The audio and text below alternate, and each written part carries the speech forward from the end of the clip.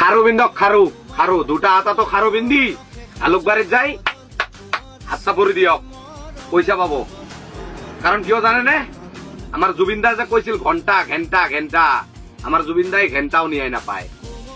কাৰণ নিজৰ পেটত ভোক লাগিলি বেলেগক যাই খুজিলি কাম নহব, নিজে কষ্ট কৰি পইচা ওলাই চাউল কিনি ভাত ৰান্ধি খালিহে নিজৰ পেটটো ভৰব। এই কথাটো আপোনালোকে গম পায় নে নাই কওকচোন? আমাৰ জুবিন দা যে ইমান দিন হৈ গেল মৰা, আমাৰ জুবিন দাই ন্যায় পাইছে না আজিকো লাগি? হা পাইছে নেকি কওকচোন আপোনালোকে? নাপায়, ঘেণ্টাও নাপায়। সেইকাৰণেতো কৈছো না, খাৰু বিন্দক খাৰু বিন্ধি মাৰক, এনেকে পইচা পাব।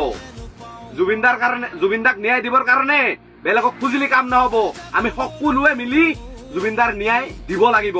সেই কথাটো ভাল কৰি মনত ৰাখিব, গম পাইছে? যদি কওঁ বোলে জুবিনদাৰ কাৰণে ভিডিঅ' বনাক, মাত মাতক, আপোনালোকে এইবিলাক নকৰিব, গম পাইছে?